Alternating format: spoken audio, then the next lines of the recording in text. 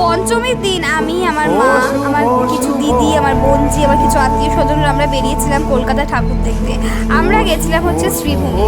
শ্রীভূমি যারা যারা দেখেছো তারা তো জানো, আর যারা যারা দেখোনি তাদেরকে বলে দিচ্ছি, শ্রীভূমিটা কিন্তু এবার দিল্লিতে যে অক্ষয় ধাম যে মন্দিরটা আছে ওইটা করেছে। তো আমরা গেছিলাম শ্রীভূমি, তো জানো অ্যাজ ইউজুয়াল মানে প্রতি বছর এত ভিড়, এত লাইন। আর সব থেকে যেটা শ্রীভূমির যেটা স্পেশালিটি যেটা হচ্ছে প্যান্ডেল লাইটিং।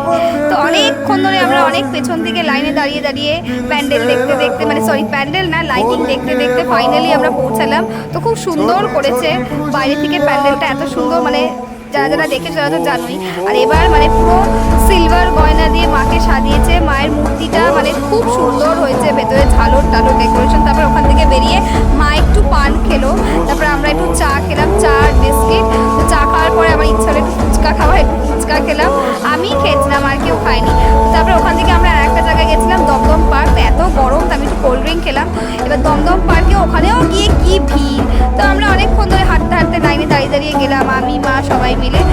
ওখানে গিয়ে এমন কাণ্ড হলো যে আমরা ঢুকতেই পারলাম না, আমরা শুধু বাইরে থেকে প্যান্ডেলটা দেখে চলে আসলাম।